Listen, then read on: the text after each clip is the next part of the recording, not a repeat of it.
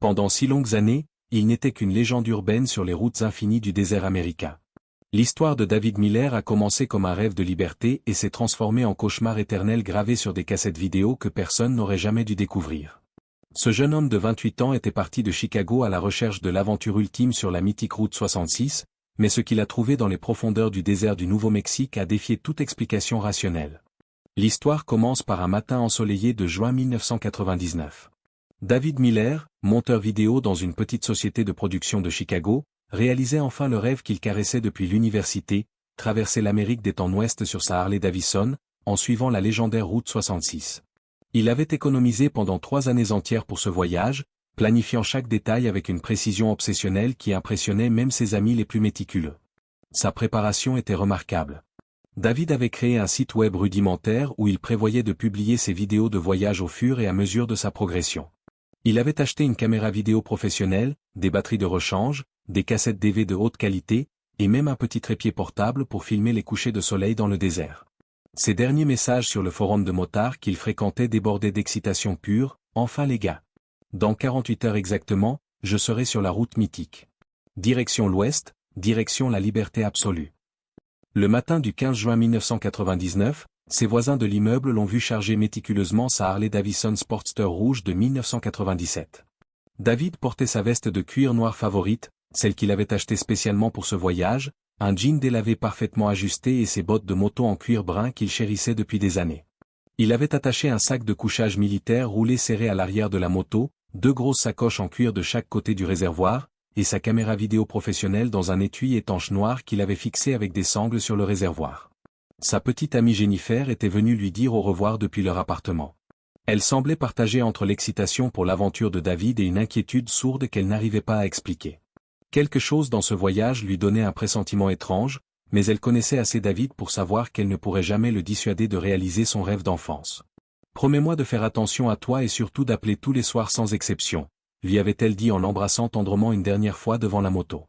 David avait souri de son sourire rassurant habituel et lui avait promis solennellement de téléphoner chaque soir depuis les motels où il s'arrêterait pour dormir.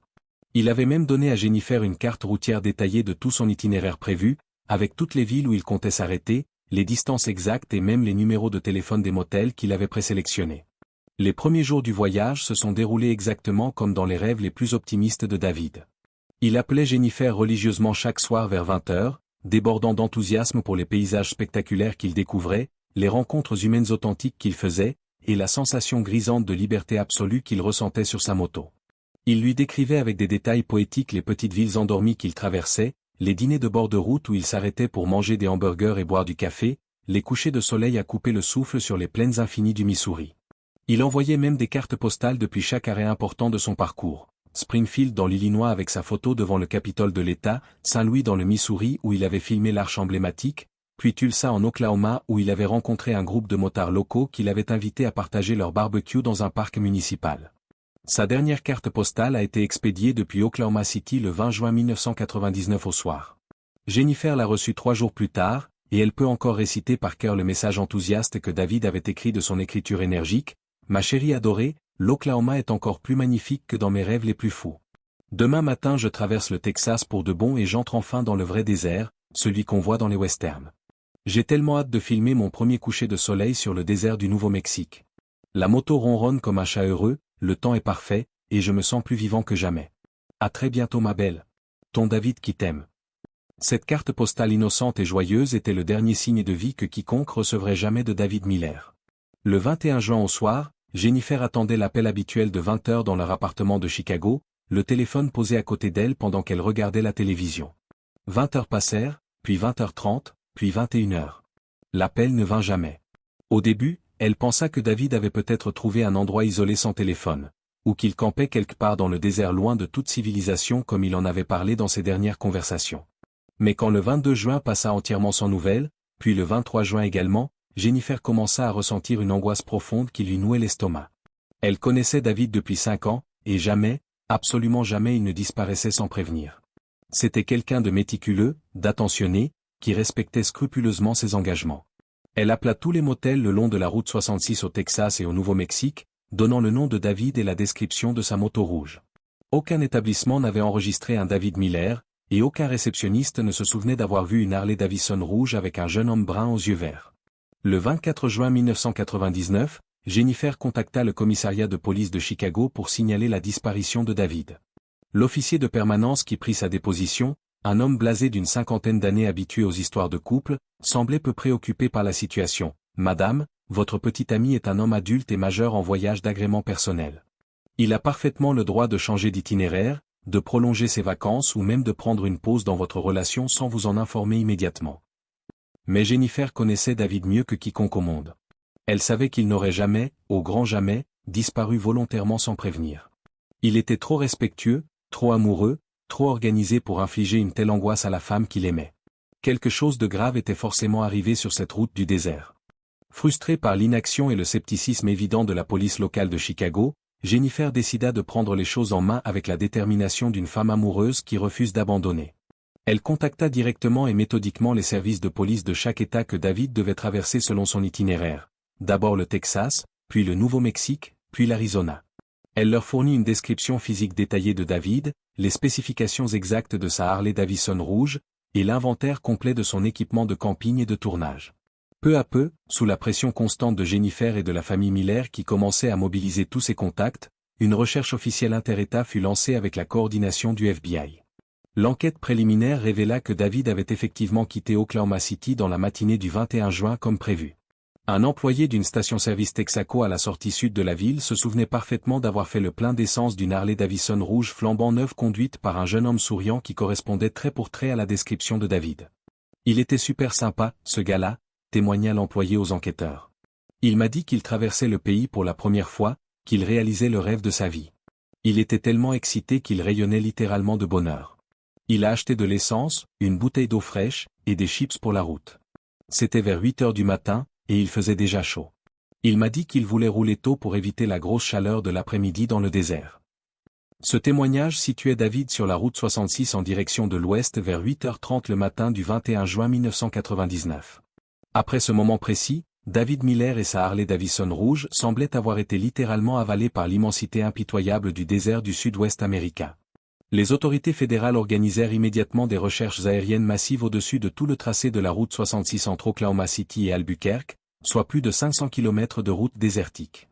Des hélicoptères de la police d'État, de la garde nationale et même de l'armée américaine survolèrent méticuleusement chaque kilomètre de bitume et chaque piste adjacente, cherchant désespérément une moto rouge abandonnée, accidentée, ou même simplement en panne quelque part dans cette étendue de sable et de cailloux.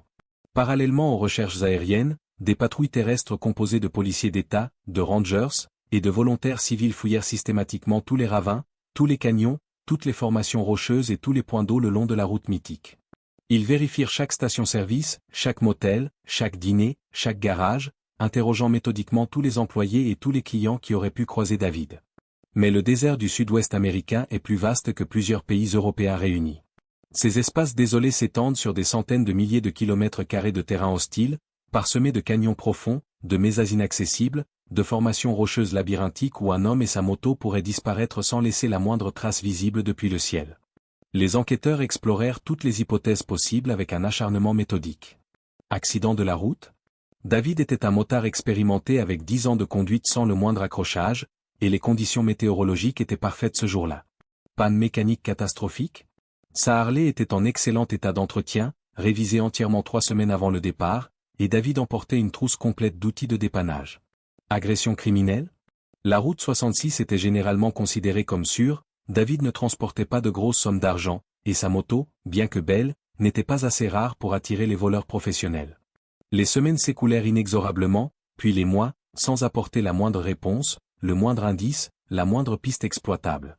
L'histoire tragique de David fit la une des journaux locaux du Middle West, puis disparut progressivement des médias qui passèrent à d'autres sujets plus récents. Sa famille, refusant d'abandonner, organisa des battues de bénévoles tous les week-ends pendant des mois, distribua des dizaines de milliers d'affiches avec sa photo et celle de sa moto dans tous les États du Sud-Ouest.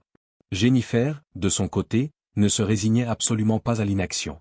Elle prit un congé sans solde de son travail et parcourut elle-même la route 66 sur des milliers de kilomètres, s'arrêtant dans chaque village, chaque station-service isolée, chaque motel perdu au milieu de nulle part. Elle montrait inlassablement la photo de David à quiconque acceptait de la regarder, interrogeait les routiers, les motards de passage, les employés saisonniers. Mais personne, Absolument personne ne se souvenait d'avoir vu David après sa dernière escale à Oklahoma City. En 2000, puis en 2001, la police d'État classa officiellement l'affaire David Miller comme disparition inexpliquée en terrain hostile. Les proches de David organisèrent des commémorations annuelles le 21 juin, allumant des bougies et espérant toujours contre tout espoir recevoir des nouvelles, même les pires.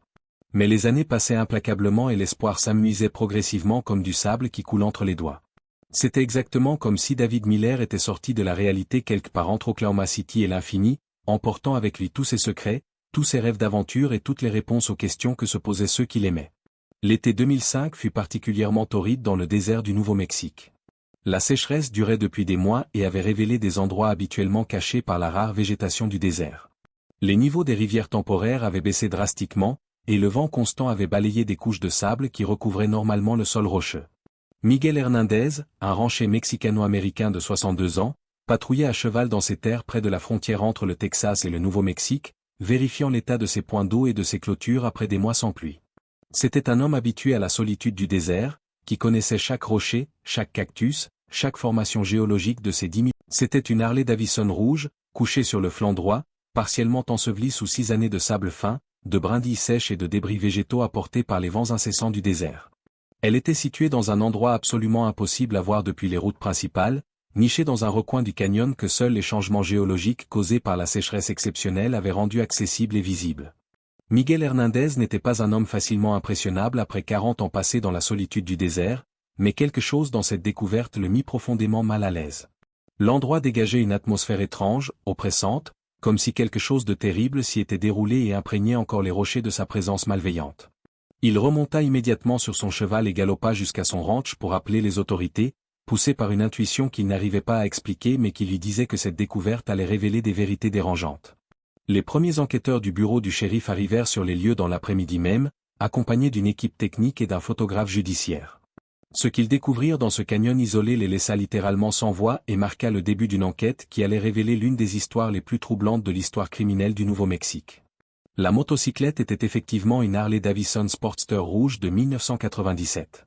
Selon le numéro de série gravé sur le moteur et vérifié dans les bases de données nationales, elle appartenait sans aucun doute possible à David Miller, l'homme porté disparu depuis exactement 6 ans et 23 jours.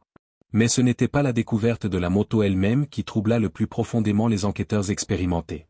C'était l'état dans lequel elle se trouvait, et surtout, ce qu'elle contenait. Dans les sacoches de cuir, miraculeusement protégées de l'humidité et des intempéries par leur conception étanche de haute qualité, les enquêteurs découvrirent l'équipement personnel de David pratiquement intact après 6 années d'exposition aux éléments. Sa caméra vidéo professionnelle était là, ainsi que 12 cassettes DV soigneusement étiquetées de la main de David. Ses vêtements de rechange, pliés avec soin, ses outils de mécanique dans leur étui de cuir, ses cartes routières annotées de sa propre écriture, même sa trousse de toilette et ses médicaments personnels.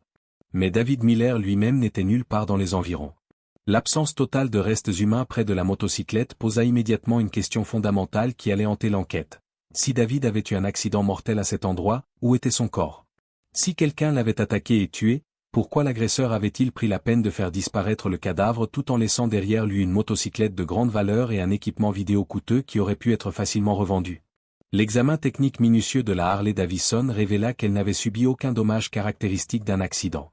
Pas de rayures sur les flancs, pas de bosse sur le réservoir, pas de traces d'impact sur le guidon ou les rétroviseurs, aucun signe indiquant qu'elle avait chuté à haute vitesse ou percuté un obstacle.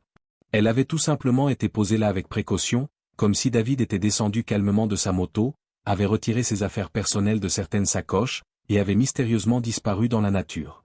Mais c'est en transportant les cassettes vidéo au laboratoire technique du FBI à Albuquerque que l'enquête prit une tournure vraiment sinistre, révélant une vérité plus terrifiante que tout ce que les enquêteurs avaient pu imaginer. Les techniciens spécialisés commencèrent par examiner les cassettes dans l'ordre chronologique de leur numérotation. Les premières contenaient exactement ce que tout le monde attendait logiquement, les vidéos de voyage normales et joyeuses de David Miller. On le voyait souriant et détendu devant des paysages spectaculaires, interviewant avec curiosité des habitants locaux pittoresques, filmant sa moto rutilante devant des panneaux indicateurs de la route 66 historique. Sa voix était joyeuse, insouciante, pleine d'enthousiasme communicatif. Il parlait à la caméra comme s'il s'adressait directement à ses futurs spectateurs sur son site internet, commentant chaque détail de son aventure avec la passion d'un enfant qui découvre le monde. Regardez-moi ces couleurs incroyables. Vous vous rendez compte que je suis en train de vivre le rêve américain authentique? C'est exactement pour ça que j'ai économisé pendant 3 ans. Les premières 8 cassettes montraient fidèlement son voyage depuis Chicago jusqu'en Oklahoma. David avait consciencieusement tout filmé, ses arrêts pour faire le plein d'essence, ses repas dans des dîners typiques de bord de route, ses conversations avec d'autres motards rencontrés sur la route, ses nuits dans de petits motels familiaux décorés dans le style des années 50. Il était exactement l'aventurier heureux et optimiste qu'avaient décrit tous ses proches. Mais les dernières cassettes racontaient une histoire complètement différente, une histoire qui fit frissonner d'épouvante les enquêteurs les plus endurcis. La cassette numéro 9, clairement datée du 21 juin 1999, commençait tout à fait normalement. David filmait le lever du soleil depuis la fenêtre de sa chambre de motel à Oklahoma City, commentant avec enthousiasme les couleurs spectaculaires du ciel matinal. Il expliquait à la caméra son excitation à l'idée d'entrer enfin dans le vrai désert du Nouveau-Mexique et précisait qu'il voulait absolument trouver un endroit complètement isolé pour camper sous les étoiles et filmer la Voie lactée. La suite de la cassette montrait David roulant sur la route 66, sa caméra fixée solidement sur sa moto filmant la route qui défilait régulièrement sous les roues. On voyait le paysage changer progressivement et majestueusement, les derniers arbres verdoyants de l'Oklahoma cédant lentement la place aux étendues de plus en plus arides du Texas, puis aux terres rougeâtres et rocailleuses du Nouveau-Mexique. C'est vers la fin de cette cassette numéro 9 que les choses commencèrent à devenir étranges d'une manière qui fit dresser les cheveux sur la tête des enquêteurs. La vidéo montrait David s'arrêtant précisément dans ce qui semblait être le canyon isolé où sa moto avait été retrouvée 6 ans plus tard. Il expliquait à sa caméra, avec son sourire habituel, qu'il avait quitté la route principale pour explorer un chemin de terre à peine visible qu'il avait aperçu par hasard. Cette cassette commençait par David filmant consciencieusement le coucher de soleil depuis son campement improvisé. Les images étaient effectivement magnifiques et justifiaient largement son enthousiasme. Le soleil orange flamboyant disparaissant lentement derrière les mésas rougeâtres, le ciel immense se teignant progressivement de pourpre profond et de rose délicat, les rochers du canyon prenant des teintes dorées dans la lumière déclinante. David commentait le spectacle en murmurant d'émerveillement pour ne pas gâcher par sa voix la majesté silencieuse du moment. Mais vers la fin du coucher de soleil, quand les premières étoiles commençaient à apparaître dans le ciel qui s'assombrissait, la voix de David changeait subitement de tonalité. « Attendez une minute, qu'est-ce que c'est que ça exactement? Vous arrivez à voir cette lumière bizarre là-bas au loin ?» La caméra vacillait et tremblait pendant que David tentait désespérément de faire le point sur quelque chose de flou qui bougeait dans l'obscurité naissante. On distinguait effectivement une lumière faible et mouvante dans le canyon, quelque chose qui se déplaçait de manière erratique entre les formations rocheuses. Il y a forcément quelqu'un d'autre ici dans ce canyon. Je ne suis apparemment pas seul comme je le croyais. La voix de David trahissait maintenant une nervosité croissante qu'il tentait manifestement de contrôler. Il continuait de filmer avec obstination, mais l'image était de plus en plus instable, comme si ses mains tremblaient légèrement. Cette lumière se rapproche définitivement de mon campement. Je crois vraiment que quelqu'un ou quelque chose vient dans ma direction. Et là, brutalement, sans aucune explication, la cassette s'interrompait au milieu d'une phrase. Sa voix tendue par une peur palpable qu'il essayait vainement de contrôler. Il est exactement 3 heures du matin selon ma montre. Quelque chose de vraiment bizarre et inquiétant se passe ici depuis des heures. Il y a des bruits constants autour de mon campement, des sons que je n'arrive pas à identifier. Ce ne sont définitivement pas des bruits d'animaux sauvages normaux, on dirait plutôt des bruits de pas humains, comme si plusieurs personnes marchaient lentement en cercle autour de ma tente. L'image était complètement noire à cause de l'obscurité totale, mais on pouvait parfaitement entendre les sons terrifiants qu'il décrivait avec une précision glaçante, des craquements sourds de branches mortes, des froissements prolongés dans les buissons secs du désert, et effectivement, quelque chose qui ressemblait de manière troublante à des pas humains délibérés qui tournaient autour du campement. Je ne sais vraiment plus quoi faire. Ma moto refuse catégoriquement de démarrer depuis 2 heures. J'ai essayé au moins 15 fois, rien à faire. Le moteur fait du bruit mais ne s'emballe jamais. C'est comme si quelqu'un avait délibérément saboté le système d'allumage. Dans l'enregistrement audio, on entendait distinctement David tenter désespérément de démarrer sa Harley Davidson. Le moteur du démarreur électrique fonctionnait parfaitement et faisait bien du bruit, mais le moteur principal ne prenait jamais, comme si quelque chose d'essentiel avait été débranché ou endommagé volontairement. Tous ces bruits mystérieux se sont arrêtés subitement il y a quelques minutes. Mais je sens distinctement qu'on m'observe depuis l'obscurité. Il y a définitivement quelqu'un ou quelque chose là-dehors dans le noir qui me surveille. Puis, soudainement, une voix humaine grave et menaçante retentissait clairement dans l'obscurité du canyon.